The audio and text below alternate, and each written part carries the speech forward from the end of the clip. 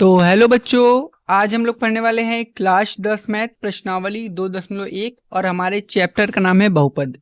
तो इस वीडियो में हम लोग क्या करेंगे कि जो प्रश्नावली 2.1 है ना, उसको पूरा एकदम बढ़िया सा डिटेल में हल करेंगे। ठीक है, तो चलिए भाई स्टार्ट करते हैं। देखिए, तो सबसे पहले हम क्या करते हैं भाई कि जो हमारा चैप्टर है बहुपद, उसके बारे में कुछ बेसिक जानकारी प्राप्त कर लेते हैं, क्योंकि ये तो बहुत आसान है।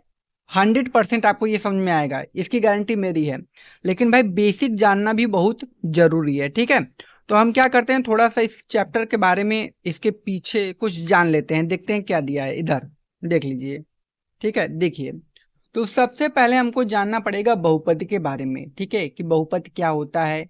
उसके बाद हमको जानना पड़ेगा बहुपद की घात के बारे में, डिग्री मतलब क्या होती है। उसके बाद रैखिक बहुपद क्या होता है, द्विघाती बहुपद क्या होता है, त्रिघाती बहुपद क्या होता है। देखिए, इन सभी के बारे में भाई हमको ना जानना पड़ेगा, तब आप थोड़ा सा अच्छे से पढ़ पाओगे। ठीक है, तो इन सभी के बारे में जान लेते हैं, फिर एक्सरसाइज को आराम से हल कर देंगे। ठीक है, तो सबसे पहले पढ़ते हैं बहुपद के बारे में। आपको मैं बताता हूँ। देखिए, तो सबसे पहले हमको किसके बारे में पढ़ना होगा भाई, बहुपद के बारे में। ठीक है, तो हेडिंग है हमारा बहुपद। बहुपद, ठीक है। अब देखिए, बहुपद क्या होता है ना, परिभाषा अगर बहुपद का पूछेगा तो आप बताओगे चर की घात में एक पूर्ण संख्या हो, पूर्ण संख्या हो,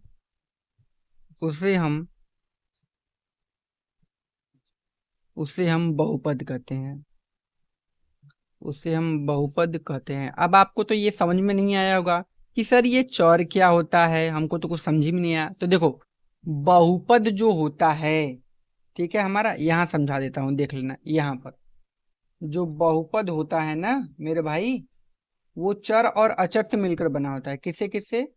चर और आपका एक अचर होता है। ठीक है, चर का मतलब क्या होता है, एबीसीडी का अक्षर, A to Z। एबीसीडी का जो अक्षर होता है वो होता है चर, और अचर का मतलब गिनती, 1 2 3 4 डॉट डॉट डॉट ऐसे जाता रहेगा। समझ गए? तो बहुपद किससे किससे मिलकर बना होता है, चर और अचर से। तो वही बोल रहा है कि चर की घात में, मतलब XYZ इन सब के घात में, चर की घात में एक पूर्ण संख्या होनी चाहिए। पूर्ण संख्या तो पता है, 0 1 2 3 4। तो एग्जाम्पल देखते हैं। अचर से नहीं मतलब रहेगा, खाली हमको चर से मतलब रहेगा। और जो चर होगा वो रूट में नहीं होगा, बटे में नहीं होगा। इन सभी चीजों का आप ध्यान रखेंगे। तो जैसे मैंने लिखा x² + 2, तो ये बहुपद है कि नहीं है? तो आप बोलोगे हाँ सर, क्योंकि ये चर है, चर के घात में एक पूर्ण संख्या, पहला आंसर। दूसरा हो गया x² + √2। अब ये बहुपद है कि नहीं? तो ये बहुपद है भाई। तो आप बोलोगे सर आपने बोला था कि बहुपद रूट में नहीं होता है। लेकिन रूट में नहीं होता है तो चर रूट में नहीं होना चाहिए, अचर हो सकता है मेरे भाई।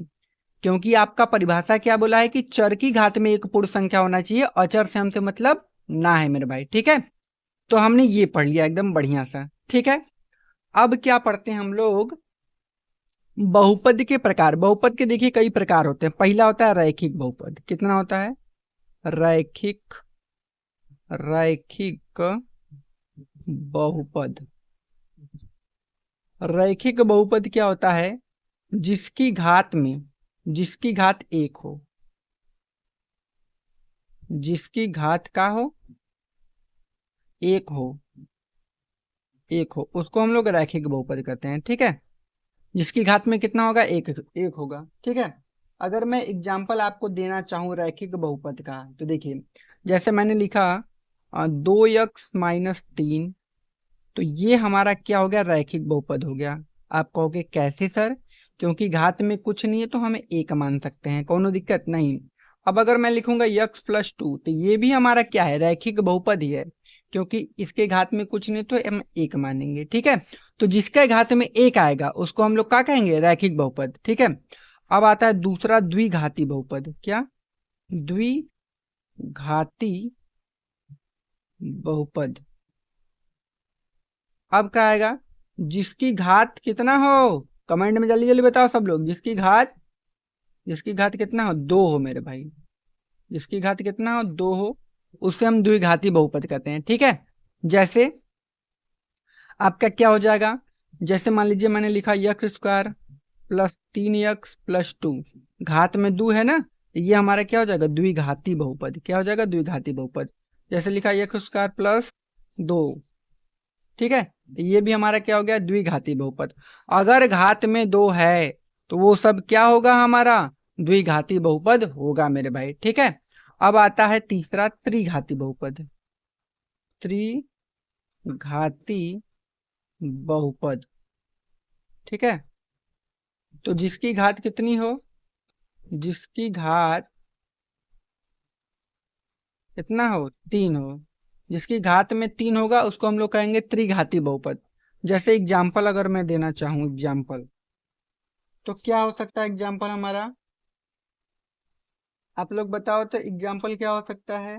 जैसे हम लिखेंगे x³ माइनस 2, तो ये हमारा क्या होगा, त्रिघाती बहुपद। और लिखेंगे x³ माइनस का आपका 64, ये सब क्या है, हमारा त्रिघाती बहुपद है। तो हमने बहुपद समझ लिया, बहुपद हमारा किससे किससे मिलकर बनाता है वो समझ लिया, बहुपद के प्रकार समझ लिए, इतना चीजें इनफ है। ठीक है, अब हम लोग चलते हैं अपने प्रश्नावली की तरफ, देखते हैं कि हमारा जो सवाल है वो क्या दिया है मेरे भाई। चलो उसको भी हम लोग हल करते हैं। देखिए, तो सवाल तो जो दिया आपका बड़ा ही आसान है। देखिए, बोला है कि किसी बहुपद px के लिए y बराबर px का एक ग्राफ नीचे आकृति 2.10 में दिया गया है। प्रत्येक स्थिति में px के शून्यकों की संख्या आपको क्या करनी है, ज्ञात करनी है। अब देखिए, ये वाली जो लाइन है ना, ये वाला है x अक्ष, और ये वाली जो लाइन है वो हमारा है y अक्ष। कितना है, y अक्ष। तो अगर कौनो भी रेखा, जैसे ये एक रेखा है, अगर ई x अक्ष पर जितनी बार कट करेगा मतलब छुएगा, कट करेगा, ऐसे काटेगा, तो उतना उसका शून्यक होगा। तो इसमें हमको शून्यक बताना है। देखो बोला ना px के शून्यकों की संख्या ज्ञात कीजिए, तो इसमें हमको शून्यक बताना है। तो आप देखोगे कि जो ये वाली लाइन है वो x अक्ष पे एक को बार नहीं काटा है, इसका मतलब इसमें शून्यकों की संख्या हमारी कितनी हो जाएगी, 0। ठीक है, समझ में आएगा। आगे देखो, अब देखो ई एक्स अक्ष है, ई वाली देखो लाइन ई एक्स अक्ष पर कितनी बार काटा है, एक बार। यह एक्स अक्ष है, यक्स अक्ष पर जितनी बार काटेगा उतना शून्यक होगा। तो यहाँ पर कितने बार काटा है, एक बार। तो शून्यकों की संख्या मेरे भाई कितनी हो जाएगी, 1। कौनो दिक्कत यहाँ तक, नहीं दिक्कत। अब यहाँ देखो, यहाँ पर कितनी बार काटा है, तो आप देखोगे सर यहाँ पर एक बार यहाँ पर काटा है, यहाँ पर दूसरी बार, और यहाँ पर तीसरी बार। मतलब इसमें शून्यकों की संख्या हमारी कितनी हो जाएगी, 3। कौनो दिक्कत नहीं। अब देखो इसमें क्या हो जाएगा, इसमें कितनी बार काटा है, एक बार यहाँ काटा, एक बार यहाँ, मतलब शून्यकों की संख्या हमारा 2 है ना। आसान, देखो मैं अब इसमें शून्यकों की संख्या जल्दी जल्दी कमेंट में बता दो तुम लोग कितना हो जाएगा, जल्दी बताओ। 1 2 3 और 4, 4 आना होगा जी, बताओ जल्दी से, 4 आना होगा। तो इसमें शून्यकों की संख्या हमारी 4। इसमें देखो 1 यहाँ पर, 2 यहाँ पर, 3 यहाँ पर, तो इसमें शून्यकों की संख्या हमारी कितनी हो जाएगी मेरे भाई, 3। कौनो दिक्कत यहाँ तक, बताओ, कोई दिक्कत नहीं ना। तो देखो यही प्रश्नावली था हम लोगों का, एकदम बढ़िया था, हम लोगों ने हल कर लिया भाई। तो वीडियो अगर पसंद आए तो प्लीज लाइक, और हमारे चैनल पर आप नए हो तो उसको सब्सक्राइब करिएगा। ठीक है, मिलते हैं अगले वीडियो में, तब तक के लिए धन्यवाद भाई।